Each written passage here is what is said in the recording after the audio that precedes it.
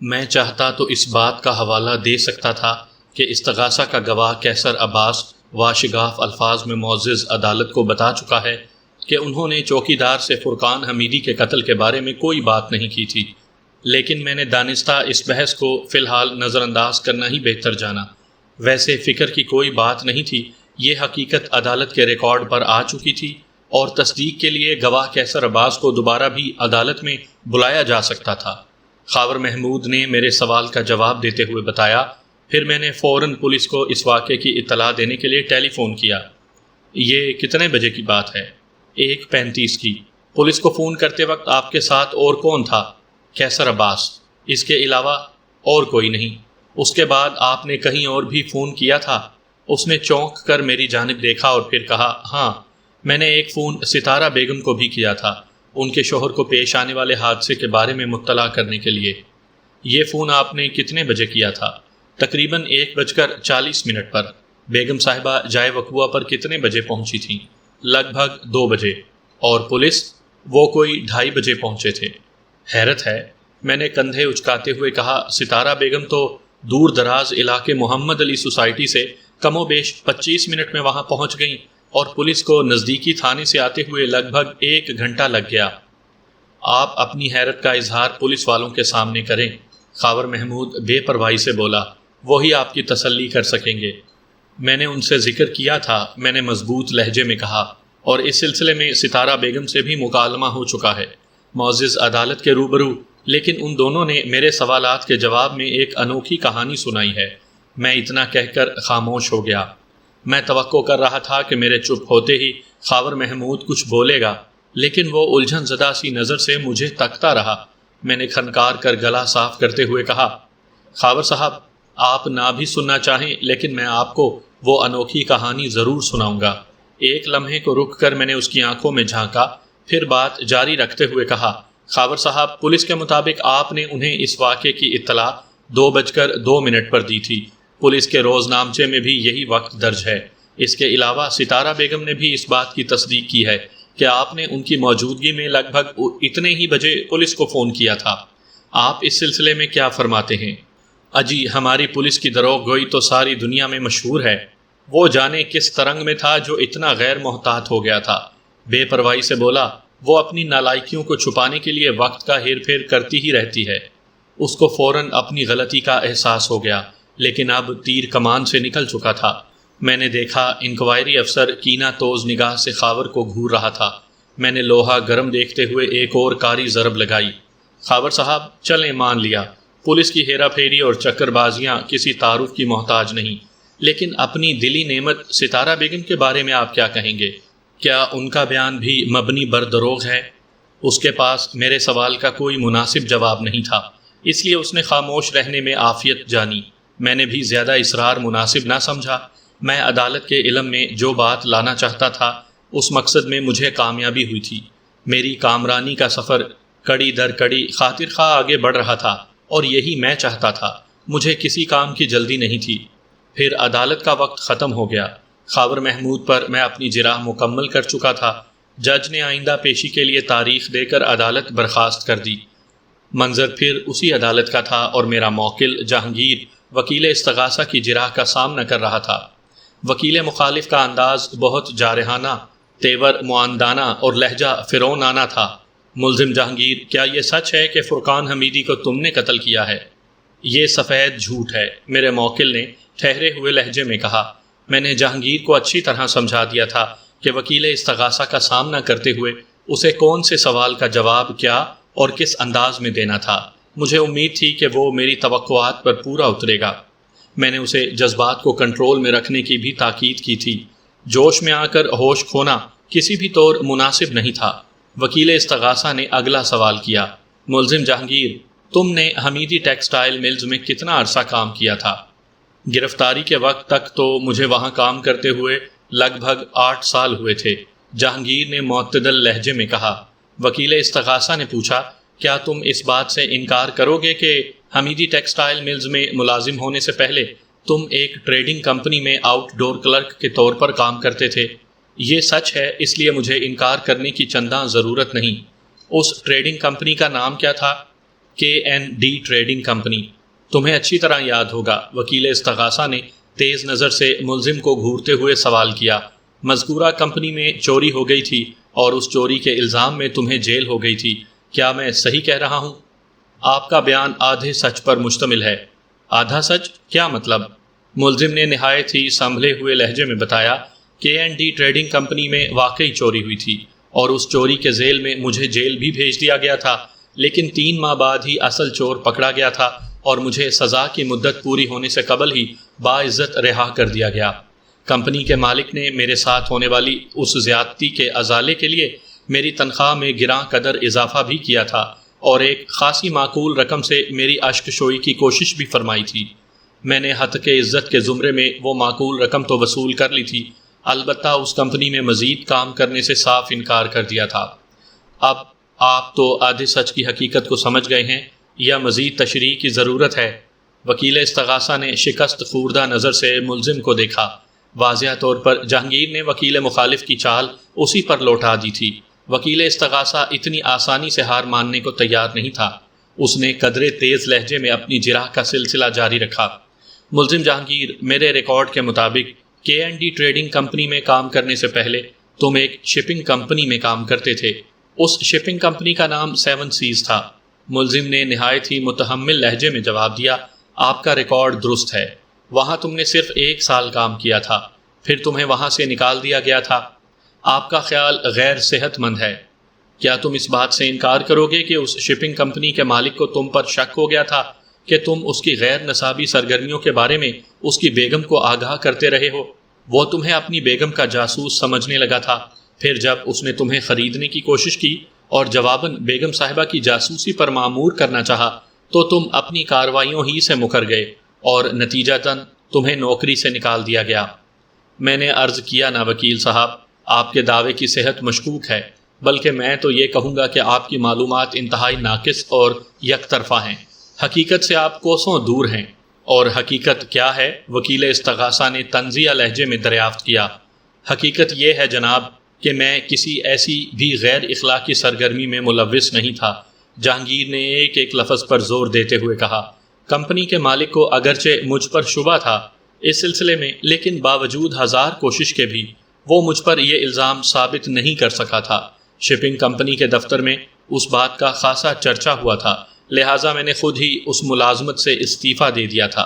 Company کی فائلوں میں میرا وہ استعفیٰ اب بھی کہیں موجود ہوگا، جو اس بات کا عین ثبوت ہے کہ میں نے خود اپنی مرضی سے وہ ملازمت ترک کی تھی، اور یہ کہ مجھے نوکری سے ہرگز نہیں نکالا گیا تھا۔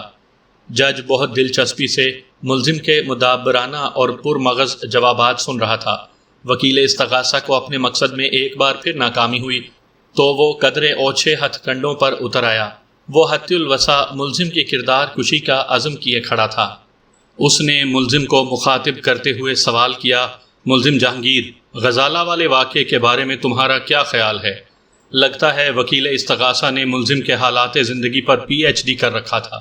وہ کھود کر ایک ایک واقعے کو نکال رہا تھا، لیکن میرا موکل بھی پوری طرح فارم میں تھا اور بہت سنبھل کر اسٹروک کھیل رہا تھا۔ اس نے لا تعلقانہ انداز میں استفسار کیا، کون غزالہ؟ وہی غزالہ جسے تم چھیڑنے کے جرم میں ذلیل و رسوا ہوئے تھے۔ میں تو ایسی کسی غزالہ سے واقف نہیں ہوں۔ ذہن پر زور ڈالو گے تو سب کچھ یاد آ جائے گا، وکیل استغاثہ نے طنزیہ انداز میں کہا، پھر خود ہی وضاحتی لہجے میں کہا، ٹھہرو میں تمہیں یاد دلاتا ہوں۔ ایک لمحے کے توقف سے اس نے اضافہ کیا، 7 سیز شپنگ کمپنی میں ملازمت سے پہلے تم ایک ریٹائرڈ افسر کے بنگلے پر کام کرتے تھے۔ اس ریٹائرڈ افسر کی نوجوان بیٹی کا نام غزالہ تھا، کچھ یاد آیا؟ اچھا، آپ اس غزالہ کا تذکرہ کر رہے ہیں؟ ملزم نے بے اعتنائی سے کہا، وہ غزالہ تو مجھے اچھی طرح یاد ہے۔ جی ہاں، میں اسی غزالہ کی بات کر رہا ہوں۔ وکیل استغاثہ نے معنی خیز انداز میں گردن ہلائی۔ جب مذکورہ غزالہ نے اپنے ڈیڈی سے تمہاری نازیبا حرکات کی شکایت کی تو اس کے ڈیڈی نے تمہیں سخت سست کہنے کے بعد فوراً نوکری سے نکال دیا تھا۔ کتنے بے آبرو ہو کر تم اس بنگلے سے نکلے تھے؟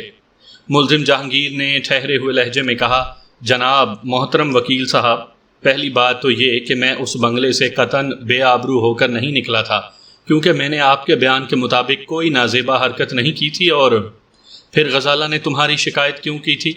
وکیل استغاثہ نے قطع کلامی کرتے ہوئے سوال کیا۔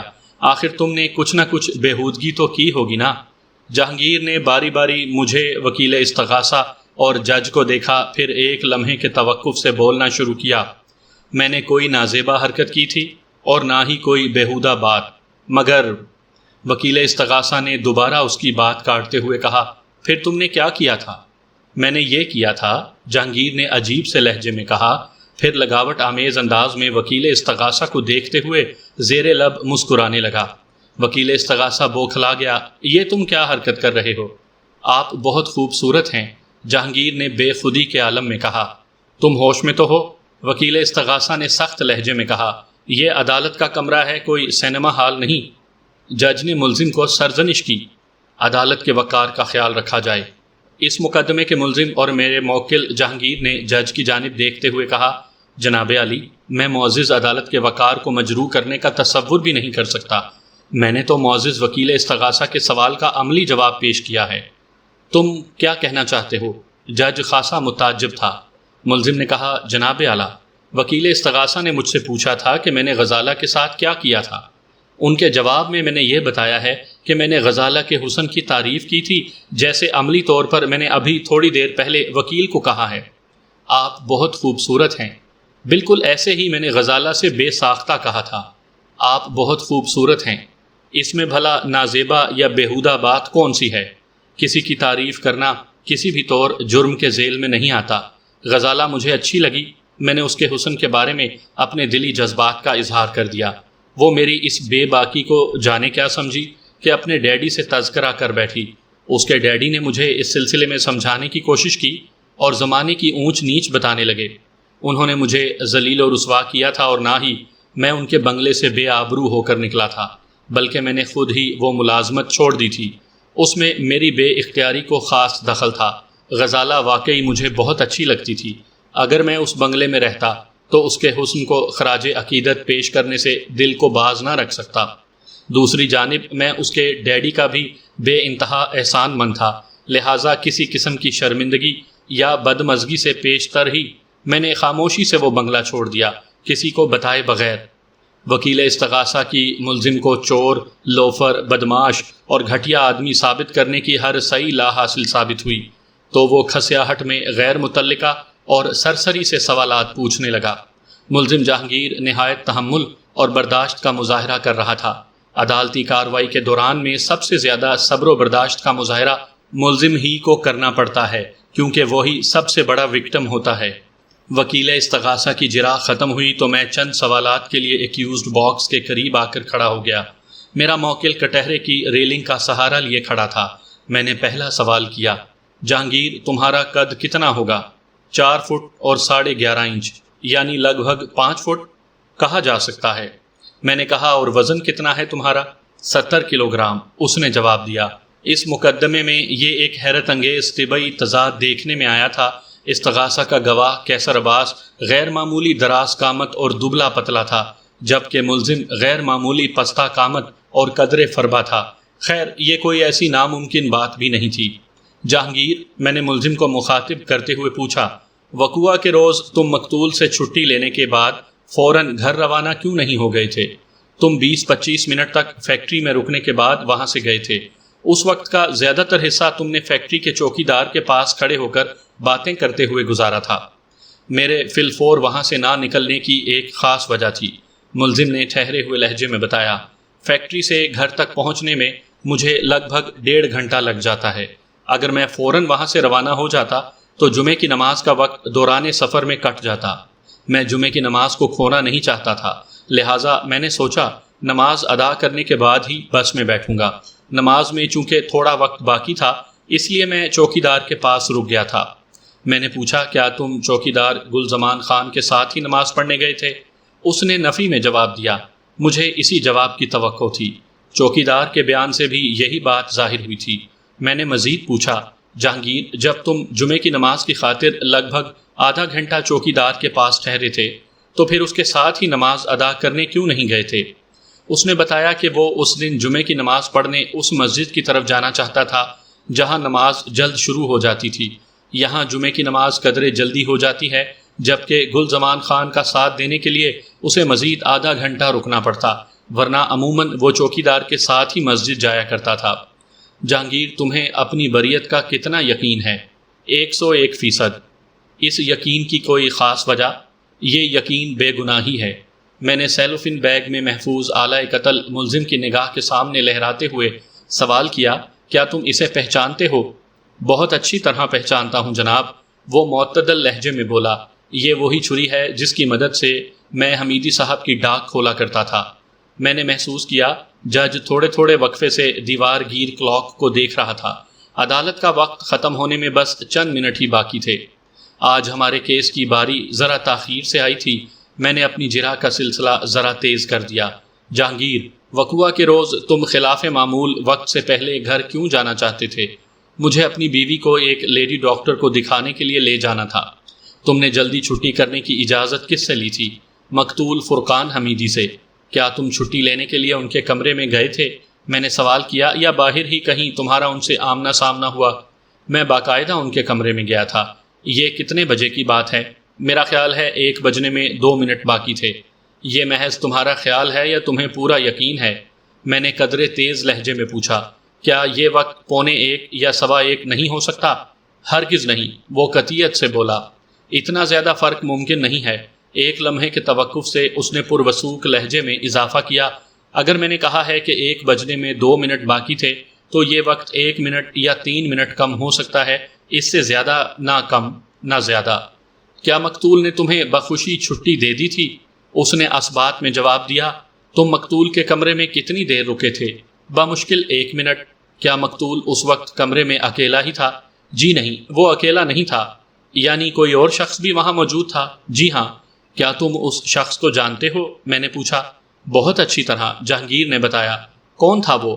خاور محمود۔ اس کے ساتھ ہی عدالت کا وقت ختم ہو گیا۔ دلائل کا آغاز وکیل استغاثہ کی جانب سے ہوا تھا۔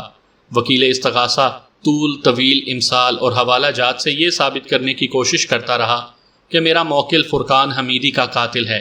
پوسٹ مارٹم اور فنگر پرنٹس کی رپورٹ کو بھی وہ زیر بحث لایا، خصوصاً ملزم کا مقتول سے قرض مانگنا اور مقتول کے انکار کے بعد ملزم کا جارحانہ اور معاندانہ رویہ اس کے لیے اہم موضوعات رہے۔ آدھے گھنٹے کی تقریر کے بعد اس نے عدالت سے اپیل کی کہ ملزم کو قرار واقعی سزا دی جائے۔ وکیل استغاثہ کے دلائل کے بعد میری باری آئی۔ میں اپنی جگہ سے اٹھا، با اعتماد قدموں سے چلتے ہوئے مخصوص جگہ پر آ کر کھڑا ہوا، پھر جج کی جانب دیکھتے ہوئے میں نے دلائل دینا شروع کیے۔ جناب اعلیٰ، میں نے کھنکار کر گلا صاف کرنے کے بعد کہا، میرا موکل انتہائی معصوم، سادہ دل اور ایک بے گناہ انسان ہے۔ اسے قتل کے الزام میں ملوث کرنا سراسر زیادتی ہے۔ یہ ایک سوچی سمجھی سازش کے تحت کیا جا رہا ہے۔ میں معزز عدالت سے استدعا کروں گا کہ میرے موکل کو باعزت بری کیا جائے۔ میں سانس لینے کے لیے رکا تو وکیل استغاثہ نے کہا، پہلے آپ اپنے موکل کو بے گناہ ثابت تو کر لیں، پھر اس کی بریت کے بارے میں سوچیں۔ وکیل استغاثہ کی مداخلت مجھے ناگوار گزری۔ میں اس کے تبصرے کو نظر انداز کرتے ہوئے جج کی جانب متوجہ ہو گیا۔ یور آنر، میں اپنے موقف کی سچائی اور حقائق کی نقاب کشائی کے ضمن میں سب سے پہلے استغاثہ کے گواہوں پر ہونے والی جرح کا ذکر کروں گا۔ میں جن پوائنٹس کو زیر بحث لانا چاہتا ہوں وہ سب عدالت کے ریکارڈ پر موجود ہیں۔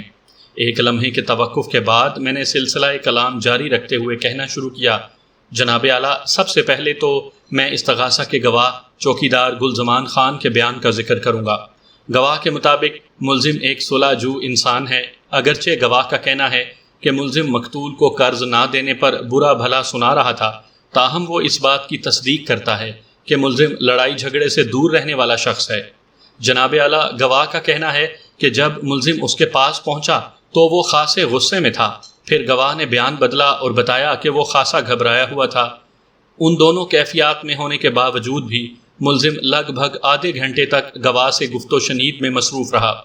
ملزم کے مطابق وہ نماز کے وقت کا انتظار کر رہا تھا۔ اس تمام تفصیل سے میں یہ باور کروانا چاہتا ہوں کہ کیا یہ ممکن ہے کہ ایک شخص قتل کرنے کے بعد جائے وقوع پر بہت اطمینان سے کم و بیش آدھا گھنٹہ بات چیت کے ذریعے اپنا وقت گزارتا رہے؟ اگر میرے موکل نے قتل کیا تھا تو وہ فوراً جائے واردات سے غائب کیوں نہ ہو گیا؟ یہ بات بڑی مضحکہ خیز اور بعید از قیاس ہے کہ ملزم نے مقتول کو موت کے گھاٹ اتارا، پھر وہ بڑے سکون سے اکاؤنٹنٹ صاحب کے پاس پہنچا۔ اس سے 2-4 منٹ گفتگو کے بعد وہ چوکیدار سے گپ شپ کرتا رہا، پھر وہاں سے رخصت ہوا۔ ان واقعات سے تو لگتا ہے کہ میرا موکل دوسروں کو یہ دعوت دے رہا تھا کہ آؤ اور مجھے پکڑ لو، میں نے ایک انسان کے خون میں ہاتھ رنگ لیے ہیں۔ میں نے سوالیہ نظر سے وکیل استغاثہ کو دیکھا، پھر روئے سخن جج کی جانب موڑتے ہوئے دلائل کا سلسلہ جاری رکھا۔ جناب اعلیٰ، اس کے بعد میں استغاثہ کے گواہ کیشیئر کم اکاؤنٹنٹ کیسر عباس کے بیان کی طرف آتا ہوں۔ گواہ کے مطابق ملزم جب اس کے پاس پہنچا تو وہ اپنی بیوی کی بیماری کے سبب خاصا پریشان دکھائی دیتا تھا۔ اس نے یہ بھی بتایا ہے کہ ملزم مقتول کو برا بھلا کہہ رہا تھا، تاہم وہ اس بات کی تصدیق بھی کرتا ہے کہ اس سے پہلے ملزم نے کبھی مقتول کو گالی نہیں دی تھی، بلکہ وہ مقتول کی تعریف و توصیف ہی میں لگا رہتا تھا۔ گواہ اس بات سے بھی متفق ہے کہ ملزم کا کبھی بھی اس سے کوئی جھگڑا نہیں ہوا، بلکہ کسی بھی سٹاف ممبر سے اس کا کوئی تنازع سامنے نہیں آیا۔ یہ عمل اس بات پر دلالت کرتا ہے کہ ملزم ایک امن پسند اور صلح جو انسان ہے۔ گواہ کے بیان کا اگر باریک بینی سے جائزہ لیا جائے تو وہ ملزم کی مخالفت کے بجائے موافقت میں زیادہ نظر آتا ہے۔